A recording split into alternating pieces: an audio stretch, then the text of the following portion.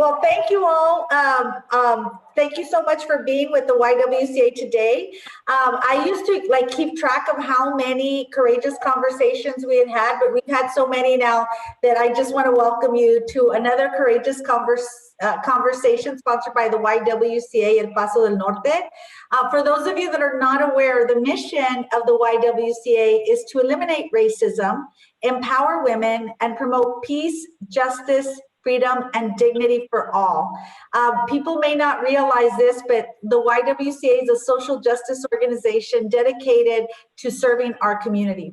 So before we begin, I want to just introduce you to our moderator for today, Liz O'Hara, or Elizabeth O'Hara, serves on the board of the YWCA and is currently the community relations, I think it's community relations manager or community relations director and area manager. I'm reading my notes, but I can't read my handwriting. I just know her as Liz. I know that she's on our board for Texas Gas. And so thank you so much, Liz. For those of you that may not be aware, Liz used to also be a reporter in El Paso, and she has a really interesting story to tell about how her and Ginger met originally. But anyway, thank you, Liz, for agreeing to be our moderator today. And I want to welcome Ginger. I was just telling her, if you all were on the Facebook Live earlier, that she's got like a huge fan base in El Paso, but I will let Elizabeth O'Hara introduce her. Thank you for being here, Ginger. Thank you, Elizabeth, for moderating. We are just so proud and we're so happy you're part of our community and are willing to share your story with us. So without further ado, Elizabeth O'Hara and Ginger Kerrick. Thank you. Thank you, Dr. Acosta. Well, as she mentioned, some of you may remember, I did have a background in journalism, and that's when I had the opportunity back in 2007 to meet Ginger for the very first time. And Ginger, I think I mentioned this earlier this week when we had the opportunity to talk. Excuse me. It was for STS-117, which was a shuttle mission for another El Pasoan, Danny Oliva. And so I kind of cold called you up as a reporter and said, hey, I'm a reporter in El Paso and I'm covering this mission. I'm coming to Houston. Can I come talk to you? And then this week, as I'm researching, hey, what has Ginger been up to? I see that in 2013, correct me here, you get an email from somebody else here in El Paso who's like, I've always wanted to work at NASA. You seem to be a catalyst for people who just reach out to you and say, I want to do what you do too. So I'm going to start, a little bit. Why don't you tell me about the Ginger Kerrick before you became the iconic Ginger Kerrick that we now know here in El Paso? Oh, no, my mom and sisters and brother are on. They could probably answer that question way better than I could. But no, I grew up in El Paso. We lived close to Bel Air originally, and we moved when I was about 8 or 9. So really in the 3rd grade. And then I moved to the east side. But I had an average El Paso life. I had 3 other siblings. My dad worked at Price's Creameries, and my mom had her hands full taking care of the 4 of us growing up. But I knew when I was at 5 years old, I read this book about astronomy and astronauts. My parents used to take me to the library every Friday, and I read that cover to cover, and I knew that NASA was where I wanted to be. So I think that that's really interesting for so many reasons, right? It's literally a book that changes your life. Has it ever occurred to you, what would have happened if that hadn't been available to you? What would you have grown up to be? Oh, I would have been a marine biologist or what do you call it? A paleontologist. No, so I had a lot of different interests. Every week I would come in with a different idea, but the NASA one is the one that would stick. And so your parents, you and I were talking the other day, really nurture this. And we were talking about the profound impact it has from parent to child to not say, no, not you. We don't come from that background. We're just from El Paso, somos pobres, that kind of a background. Tell me about the importance of that support that you got. Oh, I couldn't have asked for better support, both from my parents and from my other siblings. I mean, because to walk into the living room and say, hey, guess what? I want to work at NASA and I want to be an astronaut, or maybe I want to be a professional basketball player. One of those two things. And, you know, my dad was a dairy farmer and worked at a creamery. Yeah, at that point, when I had made that big announcement to my mom, she had not been working. She, you know, she'd worked when she was young because she had to support the family. But when she got married, she hadn't. And so neither one of them had experience with science and technology and NASA. But they were like, okay, let's put together a plan. What do you think you need to do? And I'm like, oh my gosh, I'm only 5. I don't know. So they they outlined a plan. They're like, you got to go to college. I'm like, okay, what's this college thing? And you're going to have to do well in sports and do well in school. And they sought out opportunities for me. I played at the YMCA. I played basketball on a little boys team because there wasn't one for little girls. And my mom took me to the science spectrum, and so they made a way for me. And it was never, no, Mija, you can't do that. It was like, all right, what's your plan? And did they have college educations as well? My dad had gone to Texas Tech. He hadn't graduated. He studied dairy industry. So yeah, he had been to college before. And but none of my siblings at that time when I made that declaration were of college age. So it was just everybody looking at me like, all right. And we also talked a little bit about your mom's background and how that later ends up kind of being woven into the fabric of who you are. Describe your mom to us a little bit. Oh, she's a tough little woman. I'm still afraid. No, she is, gosh, so wise about everything. You know, people say you go to college. If you go to college, they're like, oh, you're smart. No, you don't have to go to college to be smart. My mom knows everything about everything. And all of us go to her. Hey, mom, what do you think about this? Hey, mom, all my cousins do the same thing, the neighbors. So she has just been through the college of life and has a lot of wisdom to share about, you know, taking care of yourself, standing up for yourself, being a strong woman in today's society. So she is awesome sauce. I love her. And I'm sorry I gave her so much trouble growing up. Your brother just weighed in too, but I think it's just because we're so close to Christmas. He's probably trying to get some brownie points in there. No, he calls her every day still. How old am I? I'm 50. I don't know. I'm 51. I'm going to be 51. He's going to be 59. He still calls her every day. He knows. The power of the chocolate. That's what it is. Am I remembering this correctly? She had been a farm worker. Is that right? Yeah, she picked cotton, migrant farm worker. She was born in Delicias, Chihuahua, and came over when she was 4, and they put her right to work. And then when she was 11, her mom died, and she needed to go get a job.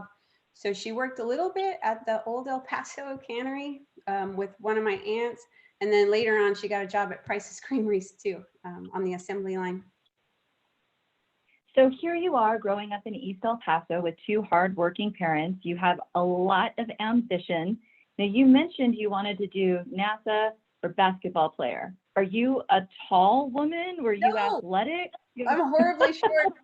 I'm athletic, but I'm short and slow. Yeah. And so what I had going for me is I could rain threes. Yeah, that's fantastic. So you and I also, although we didn't know each other, also went to Hanks High School together. But if I remember correctly, weren't you like big time athlete at Hanks? Like athlete of the year? Am I wrong about? Do I need to pull out the yearbook, Ginger? So I played volleyball and basketball, and then my senior year, I was voted El Paso's Female Athlete of the Year. See, gotta brag, girl. Because you know, being a true rocket scientist, that's not enough, apparently. It's therapeutic.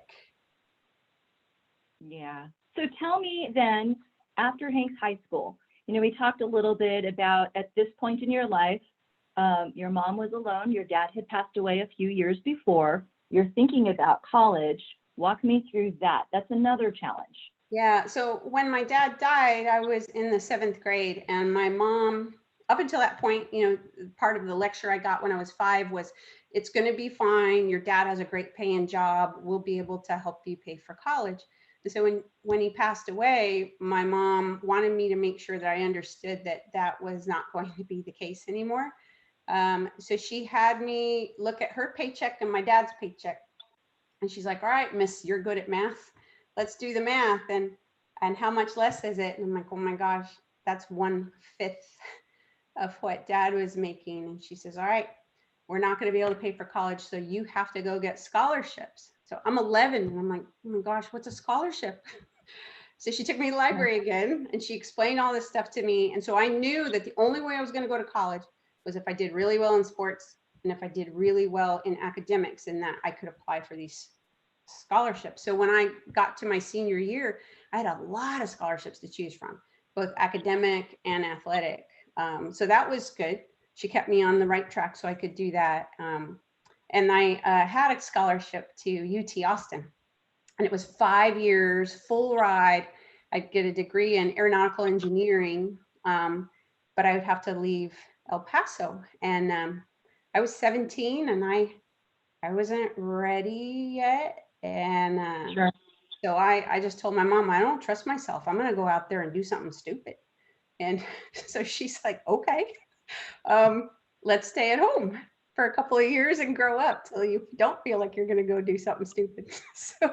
So we did that, and I picked UTEP. I had an academic scholarship to UTEP, which was a wonderful school. So I started off there. And were you playing basketball there? Yeah, I walked onto the basketball team. I wasn't sure if I'd make it because there was a lot of good competition, but I made the team, and I went through all of preseason training. And then a few days before our first game, I dislocated my kneecap in practice, and that was the end of that. No more basketball ever again? No, well, not competitively. Back then, they didn't have the surgery where you could do the scope. It was going to be some wildly complicated thing where they take a muscle out of some other area and insert it in there. And Oh, wow. I was already slow. And I'm like, oh man, if you could reconstruct my knee, you know how slow I'm going to be. So I just said, all right, I'll give up on this dream of being a professional basketball player and go with my backup dream of being an astronaut. So I guess I'll be an astronaut. Fine. But you eventually end up at Texas Tech, and it was through, and I don't know if I'm going to say it correctly, is it Dr. Borsch?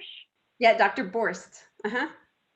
So that ends up being one of several teachers that you say influenced you along the way. So talk to me a little bit about the importance of the education. And by that, I mean the teacher who pushed you, the teacher who recognizes this kid's not bored, this kid needs to be challenged. Talk to me about that. And then what this teacher did for you at Tech. I had so many examples of that in El Paso. My kindergarten teacher, Mrs. Sherman in Sageland Elementary, we go there and she's trying to teach us to read, and I already know how to read. So I'm not bored. She tells me to go do story time to the other first graders. So I'm doing story time instead of learning to read. So she was awesome. And then my 4th grade teacher, Mrs. Rose, oh my gosh, I loved her. She was at Vista Hills, and I was acting up in class, just horrible person. And but instead of just writing me off as the troublemaker kid, she noticed that I was just getting bored. I would finish my work and I would just sit there, and then what am I going to do?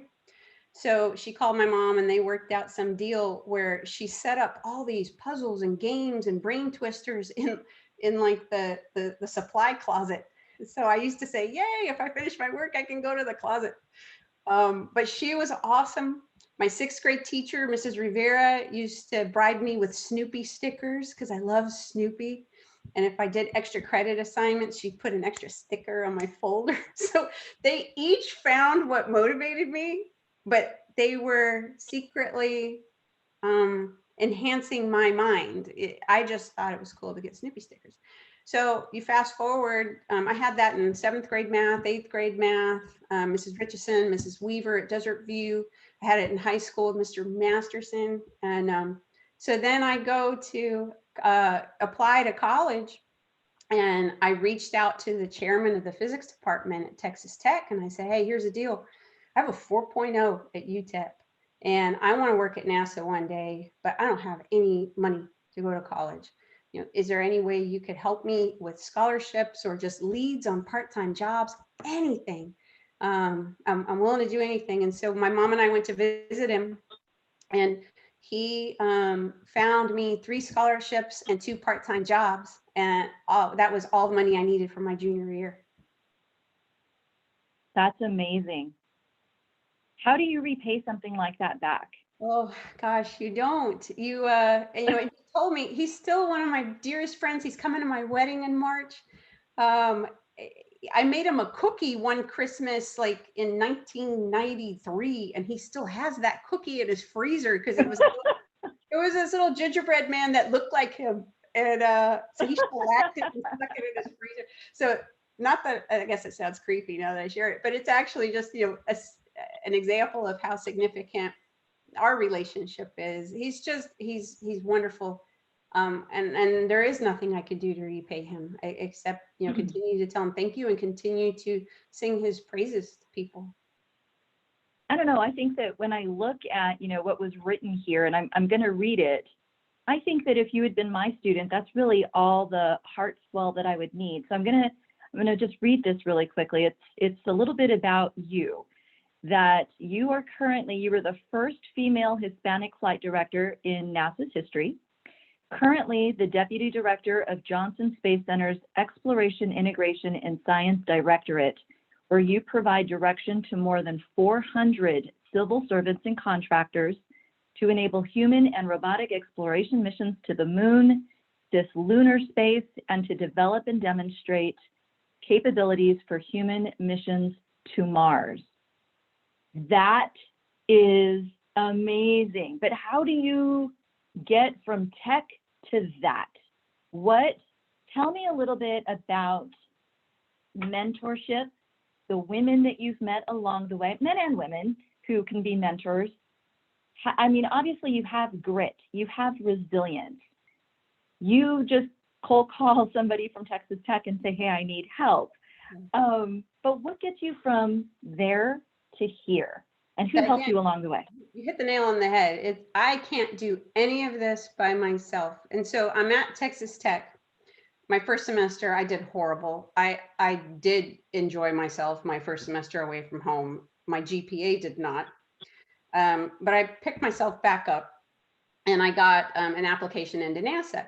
And there was a man by the name of Jose Olivares that read my application. And he gave me a call, and he says, I'm intrigued by you. Tell me why you want to come here. And I told him, and he says, all right, mija, I'm going to take a chance on you. And so I wound up working for him, and he helped me turn that from an internship into a co-op, which is like a partnership between NASA and the university, where they're basically promising you a job. So I worked there for a couple of summers, went back to Texas Tech. And then when I graduated, after another hurdle that was put on me by actually the federal government, I was able to get hired permanently, and I went to work for Mr. Olivares. And so that's when you still wanted to be an astronaut? Yes. So I got hired on as a materials research engineer, and I was doing, I worked in a bolts testing laboratory. Who knew? Any little bolt that flew on a shuttle or the space station had to be tested chemically and strength. So I used to do that, and which was an okay job, but I wanted something more. And I told my boss, the minimum requirements to applying to be an astronaut is you have to have a master's degree, which I walked in the door at NASA with, and 1 year of technical experience. So I said, hey, I'm going to work for you for a year, and then I'm going to apply to be an astronaut, and I might get picked. So we'll see. So a year you don't passed. get picked. I did not get right. picked. So a year passed, and I filled out that application. And I walked down to the astronaut selection office. This was before fancy computer applications. And I turned it in to the head of the selection office. And it turns out one of the part-time jobs that Dr. Borse gave me, I met an individual whose uncle worked at NASA. His uncle happened to be the head of the astronaut selection office. No way. Yes way. So I walk into that office, and I'm like, hey, Dwayne, how's it going? How's Craig doing? And so it was a good icebreaker because I mean, I'm meeting the head of the astronaut selection office. So I turned that in and he looked at my resume and he's like, oh, so you're working in the bolts testing laboratory. And I'm like, yeah. He says, well, you need some other experience. Yeah. So he helped me get a job in mission operations teaching the astronauts while they reviewed my application. So I was able to start that new job while they were still thinking about interviewing me. And then Wow. a few months later, I get the call. So Dwayne calls me and he says,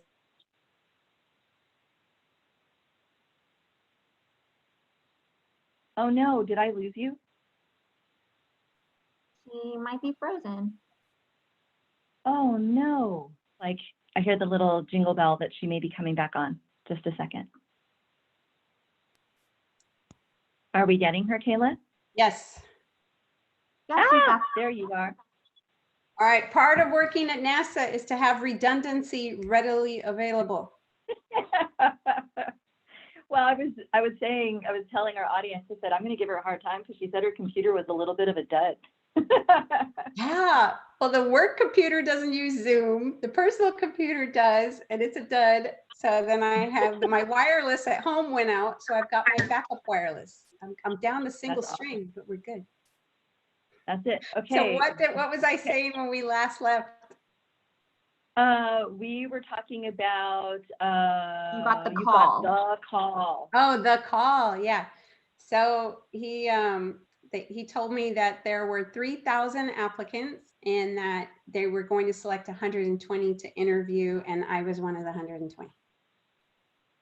And at that point, I mean, were you cool about it, or No. how did you react? No, I was 26 years old. I'm not cool at 26.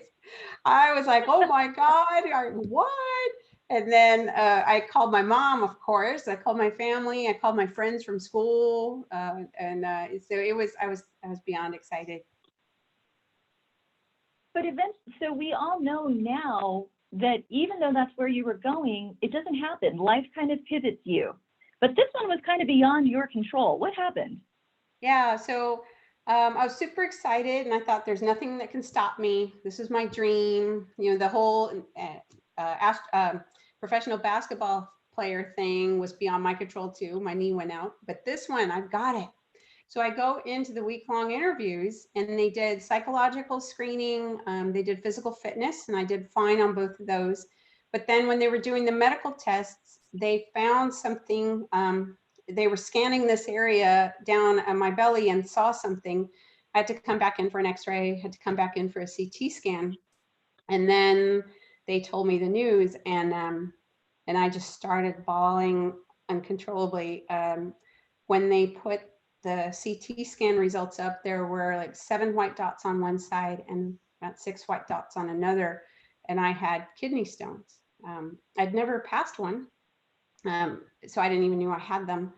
But what I did know was that NASA had instituted a new medical disqualification with that astronaut selection. And it was, if your body shows the ability to form a single stone, it is a lifetime disqualification from astronaut candidates. Oh. And so just that quickly, you've seen your dream like come to you, and now beyond your control, it's going to go away. Yeah. How do you bounce back from something like that? It was hard. So I cried in that doctor's office. I don't remember the last day of interviews. I cried all weekend, and I woke up for work on Monday and decided not to go in because I was too busy crying. But the head of the astronaut selection office called me and asked me just a simple question. He's like, hey, I heard you weren't at work today. How are you? And I lost it. Like, oh my God, how do you think I am? My life is over, everything I've ever wanted to be. And so I hear myself doing this. And it was like I took a step back and went, oh my gosh, who is this wussy person? Because when I was 11, we went to my dad's work one day to pick up, he was going to take me to a basketball game at UTEP. My mom was going to drop me off. But that turned into the worst day of my life. We went up there. I watched my dad die right in front of me when I was 11. and I survived that. And so when I'm thinking about this astronaut thing being taken away from me, it was as if it was the end of the world, but I have already experienced the end of the world and picked myself up from it. And so I said, all right, if your dad dying didn't defeat you, this is not going to. It hurts like hell. You're going to figure out how to get through it, just like you figured out how to get through your dad dying. And so I had to do a lot of soul searching and talking to myself. And at the time I was teaching astronauts. So I thought, all right, what if I'm 26 and I don't know everything? What if there's other jobs out there at NASA that could be more rewarding than the one that I had envisioned for myself? Let me give myself the grace to accept the fact that maybe I don't know everything and just be a little open-minded and see where this road takes me.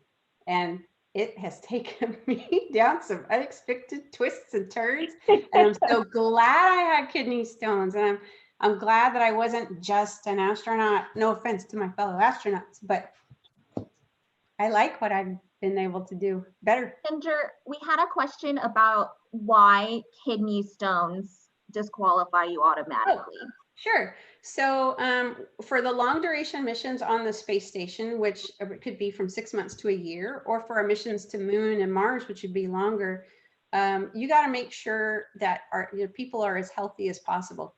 If you get a kidney stone on Earth, you can go to the hospital, you can have it lasered out.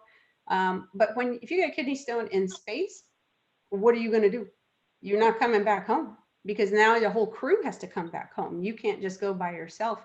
And so it was a lot easier for NASA to say, you know what, if somebody has the ability to do that, there's plenty of other highly qualified, highly talented people that I can pick that don't. And when you go into space, you lose calcium from your bones, and that calcium goes into your bloodstream.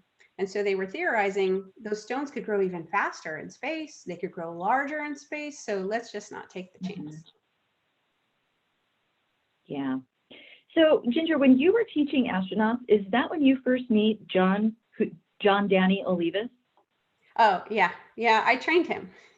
Yeah. And So I also give cakes for birthday cakes for his 5 children. So. Do you really?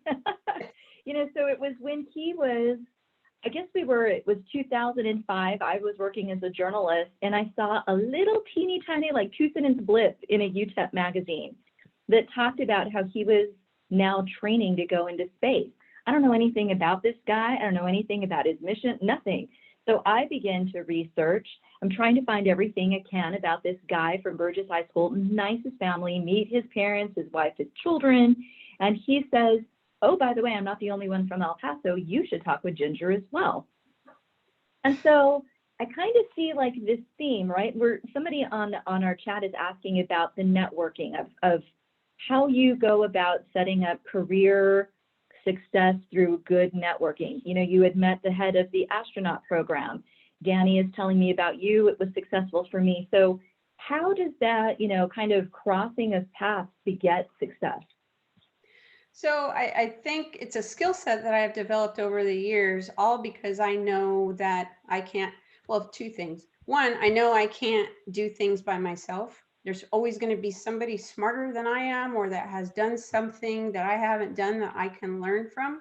But I also genuinely like learning about people. And so throughout my career, I will meet people and I will talk to them. And I may not remember what they do for a living. I may remember that they have a cute dog, and I will see them and I'll ask them about their dog. Or I will find somebody that does something for a living that I think, that's interesting. I may want to do that at some point in my career. And I will create a relationship with them and ask them if they'd be willing to help me at some point. And when some point happens, I reach out to them, and they absolutely are. So I have a wide network of not intentionally developed relationships. It's just something that happens in the course of my life, but I make use of that network. Not that I'm using people for what they can do for me, but it's just, why not ask for help? It has helped me tremendously moving up the career ladder. I think you make a great point about, I think a lot of times we feel, particularly when we're in our 20s and starting off, that you kind of somehow have to forge this alone. And when you're in industries where maybe you're one of a handful of women, maybe there aren't a lot of people of color, even more so, like, I got this. And you kind of get that grit. But I like the idea of being able to say, hey, I'd like to know a little bit more about that, and using your voice, because how else are you going to do it? Then there's a different kind of relationship, and that's the deeper mentorship kind of relationship. Who have been your biggest mentors? Oh, so I tend to gravitate toward father figures, since I have like the greatest female mentor ever in my mom. And so I guess Mr. Olivares, when I first got hired on. And then one of my best experiences was the commander of the first crew for the International Space Station. He is a Navy SEAL. He didn't have any kids, and he was just as gruff as can be.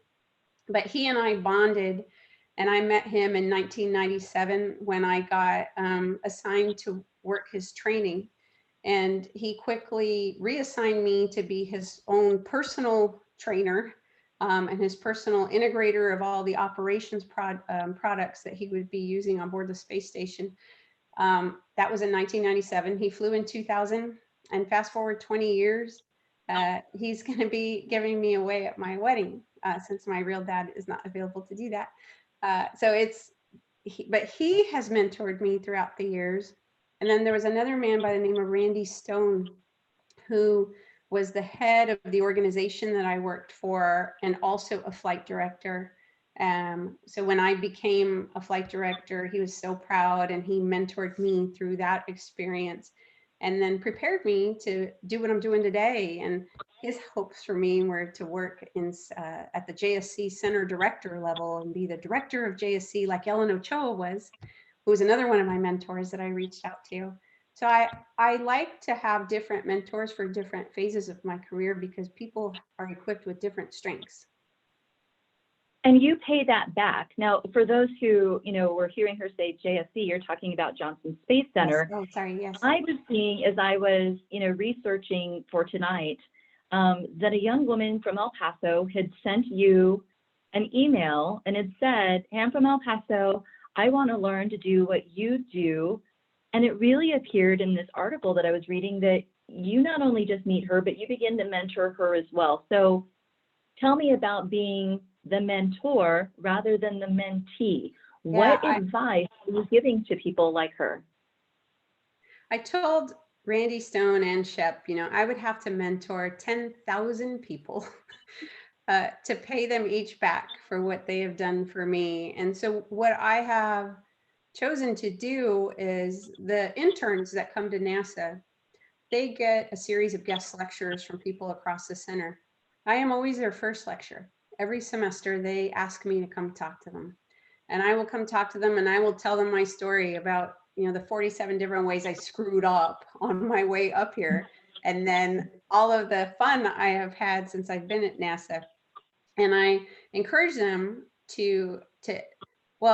I reassure them that it's okay to have missteps and to have failures, as long as you learn from them, and to reach out for help. And then I offer myself up. And a lot of them in each class will take me up on that offer and ask me to connect them with someone at NASA that they didn't know how to approach them, or they didn't know that area existed.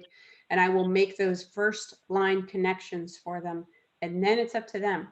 And if they want to keep a long-standing relationship with me, like this young lady did, I offer that up as well. But most of them just need that little first, hand of help. And then they take it from there. Ginger, we had a question in the Q&A about if you think you would be where you are right now without the support of your family. And second to that, I think it's your sister maybe wants us to ask you how you got your name. Oh, did Velia do that? Okay. Yes. No, I would not be where I am without the support of my family, hands down. So They have been awesome sauce. They love me. It's like, how can I help Ginger today? We're so cute. But how I got my name. So I don't know if this story is true, if my mom makes this stuff up to entertain me, but I was told that I was supposed to be David Michael. And then I popped out and they're like, oh, that's not a boy. And my dad was in the waiting room watching Gilligan's Island. So he had very limited choices. I could be Marianne, I could be Lovey, or I could be Ginger. And they went with Ginger. And that was the only thing they had time for, which is why I don't have a middle name. But I don't know if that's true or not, but it's a fun story. Oh, Kenny says it's true. Yeah, Ken says it's true. Hey, we've got a couple of students on here who are wanting to know, a little bit more granularly. It looks like we have a mechanical engineering student on here. People who are asking us, what does it take to get into NASA GPA-wise? What kind of degree should they have? What advice can you give them? So, well, we have two different types of tracks at NASA. You have the STEM track, so science, technology, engineering, and mathematics, or you have the business track. Most people don't realize that, but we hire, quite a few business majors as well. The most common way that people get into NASA is through the civil servant ranks. And in order to do that, you increase your chances tremendously if you can become part of our Pathways internship program. So for you students out there, go Google Pathways internship. And there are, the application calls come out periodically. There's not one currently, but there should be one in the spring. And it'll tell you explicitly, these are the majors we're looking for this semester. Here's how to go apply. But if you get in that way, then that's that partnership agreement that I was telling you with NASA, where they let you go to school for a semester, you go to work, you go to school. And then at the end of that, assuming there's not a government hiring freeze, you can get into NASA. The other alternative is NASA has quite a few major contractors. So we've got Lockheed Martin, we have Boeing, we have KBR Wiley. Go to their websites. They have internships.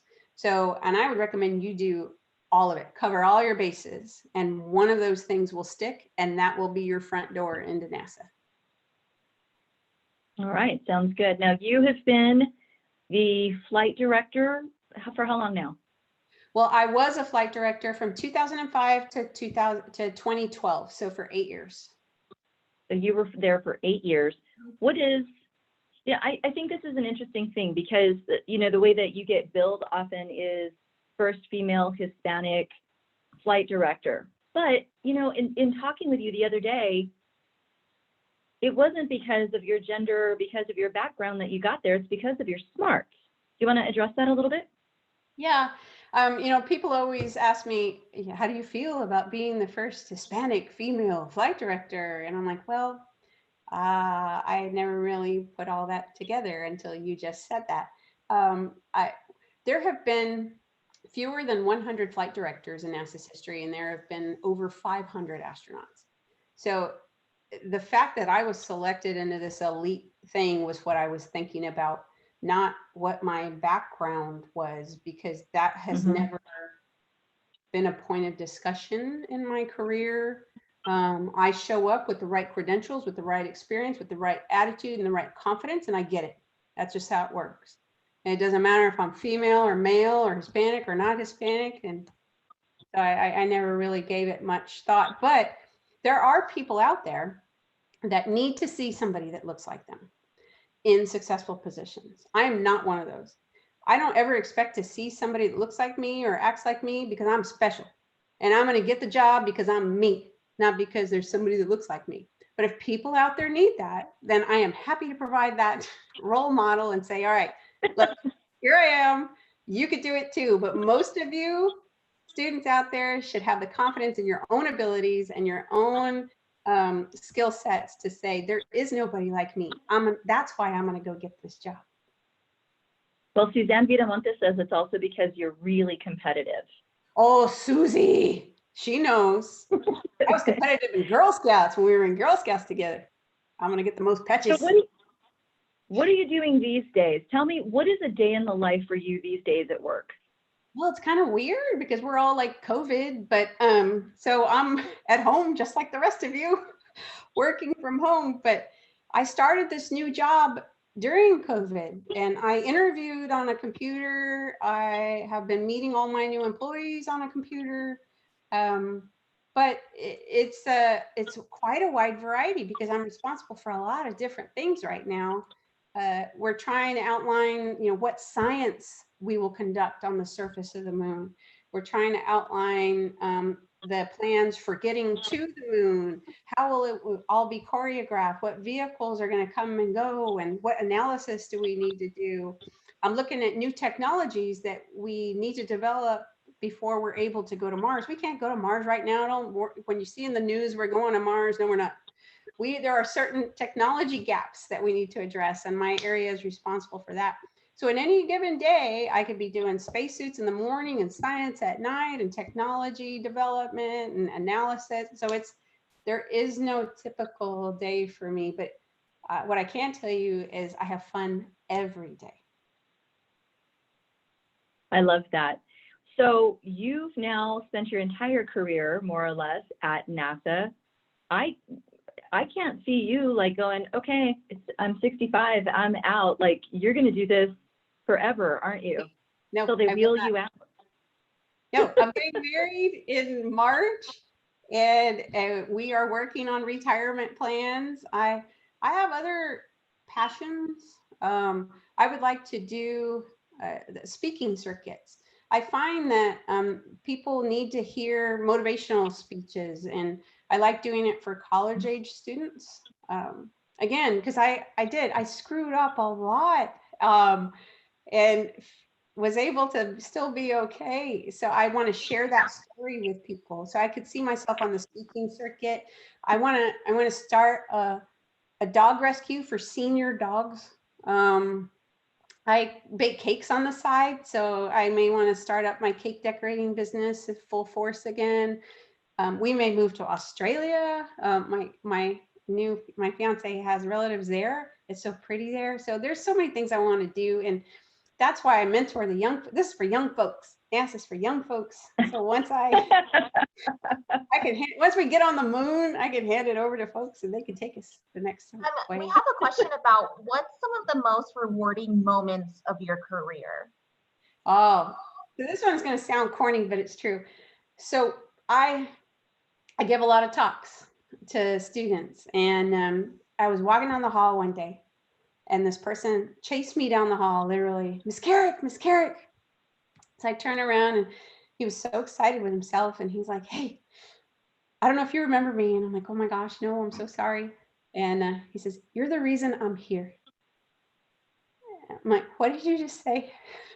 And so you gave a talk at so-and-so, and you talked to me, you stayed after for half an hour to talk to me about so-and-so about 5 years ago. And you encouraged me to apply, and you're the reason I'm here. And I thought, oh my God, this is why I do what I do. And I say it's nerdy because we have some serious technological accomplishments at NASA. I could say my most rewarding thing is building the space station or training the first crew, but it's those special moments like that when you know you've been able to pave a way for somebody or make a difference in somebody's life that really, really gets me. I know it's sappy, but it's true. No, I like it. Hey, we have a question from somebody named Amanda Gonzalez. She says, if someone wanted to work specifically in spacesuit development or space textiles, can you recommend some steps to take and resources to look into? Oh, so most of our engineers are mechanical, electrical, aeronautical, and types of engineers that work on our suit. But then we have some other areas of specialty that are like materials specialists, or environment specialists. But I would recommend that I think there's a lot of research you can do online. It's not necessarily with NASA directly. We have prime contractors right now for a lot of this stuff. One of the prime contractors just changed their name, and I can't remember what they called themselves, but it used to be United Technologies, but Collins Aerospace. Collins Aerospace is one of our prime contractors right now. So you might want to look on their website too to see what opportunities they have. Ginger, can you tell us your major, what your degrees are in? Oh, We just got that question too. physics. Yeah, physics. It was a little more challenging to get a job with a degree in physics. I probably should have gotten the word engineering in my degree. I had to sell myself a lot more with the pure science degree.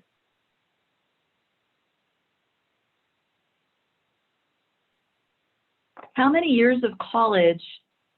We have this question from Lila Warren. How many years in college did you attend before you applied?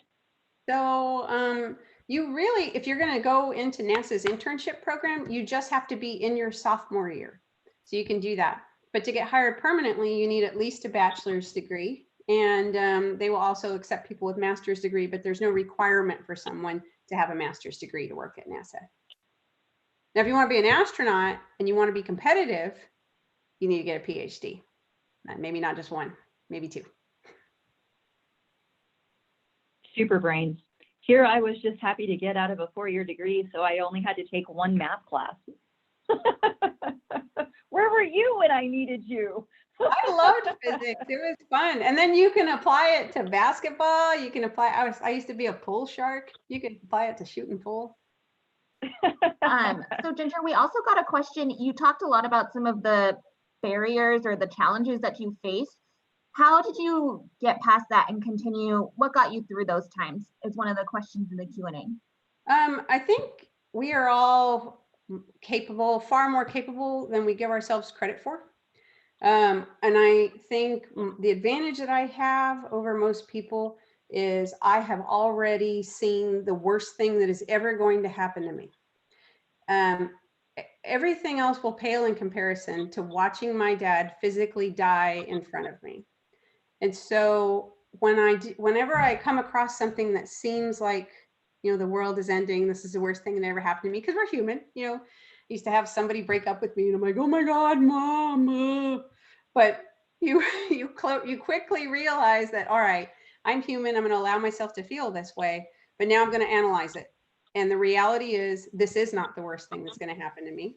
So I am going to take a step back and figure out, if I survive this horrible thing, what are the things I need to do to survive this not quite as horrible thing? And a follow-up to that, we just got this like question that gave me chills. Did you ever think about giving up on your dream? Oh, absolutely. I was totally mortified when I was told I couldn't be an astronaut, and I was wallowing in self-pity, and I thought I was going to quit NASA because my life is over. But it was the life I had limited myself to was over. So I think a lot of us just need to be able, and it's something I do. I disconnect and I analyze the situation. What would I tell Ginger if I were her? Now that I've analyzed the situation, and it's because of the way my brain processes problems, and that I can do that even when I am emotionally caught up in it. So you allow yourself to have those emotions because you're human, but then you analyze your way out of it. I think a lot of people without that skill wind up in this vortex of negativity, and they find it hard to pull themselves back out. We have a question. You know, you were just talking about how you interviewed during COVID, so you were having to do it online. You're connecting with your employees online. So we have a question from a teacher who's talking about, how do I connect with my students? Do you have any suggestions for that human connection? How do you get somebody to be successful when you're not really able to have, you know, that in-person contact? Oh, sure. So I just experienced this for myself. So in my new job, I am now part of the federal government's senior executive service branch. And so there is a lot I have to learn, and I need to go find other people that are currently in senior executive service jobs to be my mentor. And so I had been in meetings with this one individual that intrigued me. And so I hit him up on Teams, just to chat one day, and I'm like, hey, would you mind if I shadowed you for a day? And I just want to see what your life is like. And he's like, okay. So I shadowed him last Thursday, and oh my gosh, I learned so much. And in the course of shadowing him, he goes to meetings with other people, and I'm like, I went, that guy is awesome. The way he handled that, and that woman over there, I need to meet her. So he is now introducing me to these people so that I can make those personal connections. So that one is a work-related example. But the other example is in the COVID environment, people are struggling. There are certain people that are just having a hard time. And I know some of my administrative assistants were struggling, and I knew that they had a weekly meeting on Thursdays. So I popped into their meeting and I'm like, hey, people, what's going on? Talk to me. You know, how are you guys doing? And they were like, oh my gosh, the boss is here. And so they started, oh, and this, and this, and this, and my husband this, and my child this. And so they were able to kind of let all of this out. But I think it just takes a little bit of boldness on your part to reach out to people. Sometimes it'll fall flat. They're like, hi, I'm fine. What are you doing? And you're like, okay, well, that's difficult. But other times people will open up, and it's worth it. It's worth the gamble and the awkward feeling you feel, because the second time it may be just what somebody needed. Ginger, we probably have time for one more question. You must get a lot of requests from teachers and civic groups to do things similar to this, you know, conversations, particularly for children and with regards to STEM education. If somebody wants to reach out to you, how do they do that? So there is a link that you can use, and I could Google it and put it in the chat. But if you Google JSC, Johnson Space Center, Speakers Bureau, how to request a speaker, a link will show up, and it's a form that you have to fill out, and then they will work with me and to see if it fits into my schedule. I will fully confess that my skill set does not lie in dealing with elementary age students. I am better at high school and college. I'm sorry, but that's not my jam. So if you're an elementary school teacher, I'm sorry. I'll mess it up. I promise you. So high school and above, junior high and above would be good. That's okay. Look, all successful people know what it is that they're good at and what it is that they should shy away from. So that's okay. But we're going to go ahead and close out this evening. Thank you so much for the opportunity to ask you questions. It looks like somebody did put in that link, so it's there in the Zoom chat for anybody who wants to check that out. Try and reach out to Ginger Kerrick. Ginger, thank you so much for joining us this evening.